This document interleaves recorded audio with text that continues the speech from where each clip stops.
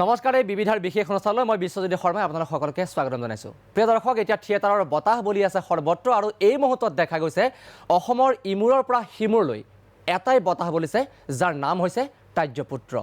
অভিজিত ভট্টাচাৰ্যৰ ৰচনাৰে এই নাটকখনে ইতিমধ্যে হৃদয় চুবলৈ দৰ্শকৰ হৃদয় চুবলৈ সক্ষম হোৱা পৰিলক্ষিত হৈছে, য'ত অভিনয় কৰিছে নবীন প্ৰবীণ বহু অভিনেতা অভিনেত্ৰীৰ লগতে মুখ্য ভূমিকাত আছে ভৱেশ বৰুৱা আৰু আপোনাৰ মৰমৰ শিল্পী যতীন বৰা।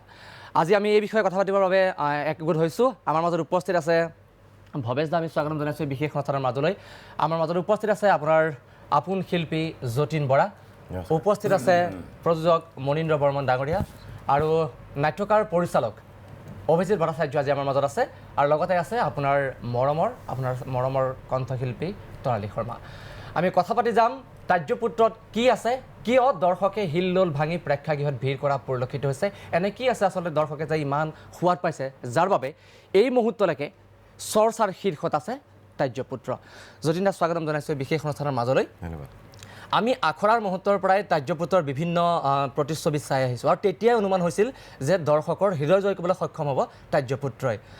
নাটকখন সন্দৰ্ভত কি ক'ব? আচলতে দৰ্শকক আমি দেখিছোঁ, গণেশগুৰিতো আমি দেখিলোঁ হিলদোল ভাঙি দৰ্শকৰ ভিৰ হৈছে। দৰ্শকে এনে কি বিচাৰি পাইছে আচলতে ইমান হিলদোল ভাঙি লানিৰ জিকা? প্ৰথম কথা হৈছে বহুত দিনৰ মূৰত এখন নাটক বুলি যাক কয়, নাটক এখন দেখা পাইছে। আৰু দ্বিতীয়তে চৰিত্ৰ নিৰ্বাচনৰ ক্ষেত্ৰত প্ৰত্যেকজনে যে ইমান সুন্দৰভাৱে খাপ খাইছে। এতিয়া ভৱেশ দাৰ চৰিত্ৰটো বা মোৰ চৰিত্ৰটো, বাপেক পুতেকৰ যিটো চৰিত্ৰ, আৰু আটাইকেইটা আচলতে কোনো এখন নাটক কি কাৰণে হিট হৈছে বুলি ক'বলৈ অলপ দিগদাৰ, কিন্তু সকলো মিলিব লাগিব। আজি মিউজিকে হওক বা আমাৰ নাটক তাৰ্যপুত্ৰৰ স্ক্ৰিপ্টোৱে হওক বা অভিনয় শিল্পীসকলে হওক, ইয়াত ক'ব নোৱাৰাকৈ আটাইখিনি বস্তু একেলগ হৈ গৈছে। আৰু সেইটো হোম বুলি কোনেও বা কৰিম বুলি কৰিব পৰা নাই, স্বতঃস্ফূৰ্তভাৱে এইটো হৈ গৈছে। আৰু সেইকাৰণে দৰ্শকে এটা নতুনত্ব পাইছে, আৰু বহুত দিনৰ পিছত এখন নাটক দেখা পাইছে, যিটো গ্ৰিমিক বা যিটো নাই, তাত খালি নাটক এখন চাইছে আৰু মানুহে এনজয় কৰিছে।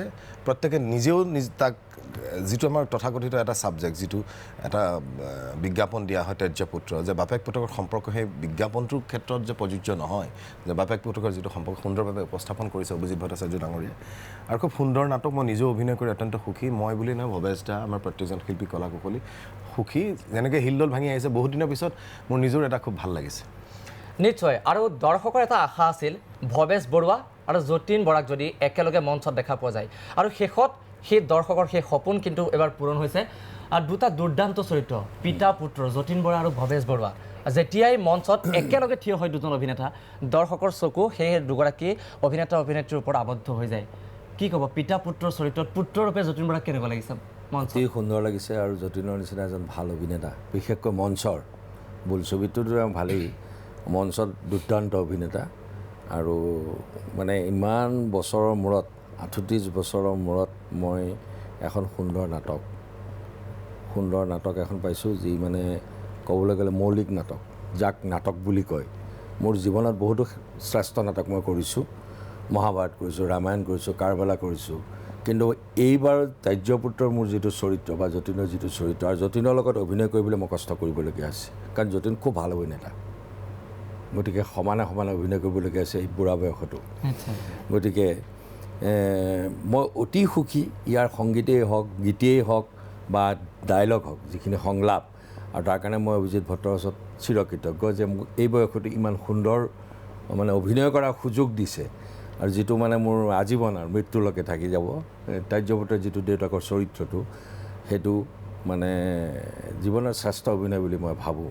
যদিও মই বহুত অভিনয় কৰিছোঁ বা বহুতো মানুহে কয় যে অমুক নাটক, তমুক নাটক, কিন্তু এই বছৰৰ ভিতৰত শ্ৰেষ্ঠ নাটক, মোৰ জীৱনৰ শ্ৰেষ্ঠ নাটক, ভ্ৰাম্যমাণ 38 বছৰৰ ভিতৰত এইবাৰ মই অভিনয় কৰি সঁচাই মানে সুখী। আৰু এই বয়সতো মই তৃতীয় দৰ্শনী, চতুৰ্থ দৰ্শনী কৰিবলৈ মই মানে হেলা নকৰোঁ, এনাৰ্জি আছে। তাৰমানে দৰ্শকৰ যিটো মানে উৎসাহ, মইতো পাগল হৈ গৈছোঁ, আচৰিত হৈ গৈছোঁ। আচলতে আমি দেখোঁ দুটা শ্ব'ৰ পাছত আচলতে এনেকুৱা লাগে যে শিল্পীখিনি ভাগৰি যাব লাগে নিয়মতে। তাতে যতীন দাৰ কথা কওঁ, যতীন দাই এই ডান্স কৰিলে, তাৰ পাছতে আকৌ ফাইট কৰিলে, তাৰ পাছতে কোনো ধৰণৰ মানে ষ্ট্ৰেছ নোহোৱাকৈ, কোনো ধৰণৰ খুব সহজে ডাইলগবিলাক কৰে, ইমানখিনি এনাৰ্জি যতীন দা। নিশ্চয় সেইটো গোটেই ডিপেণ্ড কৰিছে দৰ্শকসকলৰ ওপৰত। যে দৰ্শকে যেতিয়া তিতি চামতা নিচিনা বৰষুণ দি আছে, তাত আমি যেতিয়া সাংঘাতিক মানুহ দেখিছোঁ, যে দৰ্শকসকলে তিতি চাই আছে, সেইখিনি আমাৰ কাৰণে এটা অনুপ্ৰেৰণা যোগায়, আমাক কাম কৰিবৰ কাৰণে।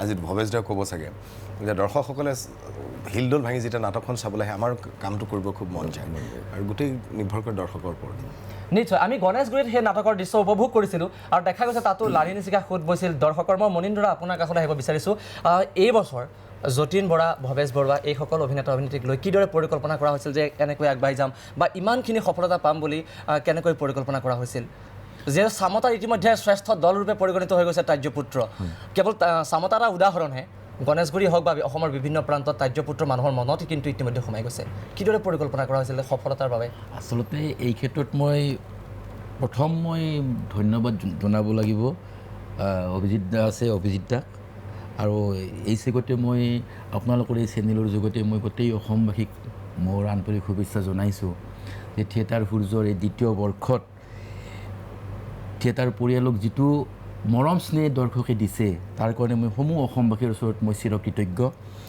আৰু মই ক'লোঁ যে নাটকখনৰ পৰিকল্পনাৰ ক্ষেত্ৰত এইখিনি গোটেই কৃতিত্ব মই দিছোঁ মানে নাট্যকাৰ হিচাপে অভিজিৎ দাক দিছোঁ আৰু মোৰ থিয়েটাৰ সূৰ্যৰ পৰিয়ালত মই যতীন দাৰ দৰে ভৱেশ দাৰ দৰে এনেকুৱা দুটা প্ৰজন্মৰ যি দুৰ্দান্ত অভিনয় কৰা দুজন মানুহ পাইছোঁ মণিকাঞ্চন সংযোগ হয় আৰু আপোনাৰ জানে যে মই ভ্ৰাম্যমানত নতুন গতিকে এইখিনি গোটেইখিনিত মোক সহায় কৰিছে মোৰ মানে গোটেই টীমটোৱে সহায় কৰিছে আৰু বিশেষকৈ ভৱেশ দা আছে যতীন দা আছে এখেতসকলে যিখিনি পৰামৰ্শ দিছে সেই পৰামৰ্শখিনি আগত লৈ মই মোৰ কামখিনি কৰি গৈছোঁ এজ এ মানে প্ৰযোজক হিচাপে গতিকে ভাল লাগিছে দৰ্শকে আঁকোৱালি লৈছে মানে তেজপুত্ৰ গোটেইখন নাটকেই ভাল হৈছে অলপ বিশেষকৈ মানুহৰ হৃদয় মানে স্পৰ্শ কৰিছে তেজপুত্ৰই গতিকে আমাৰ সেই আছে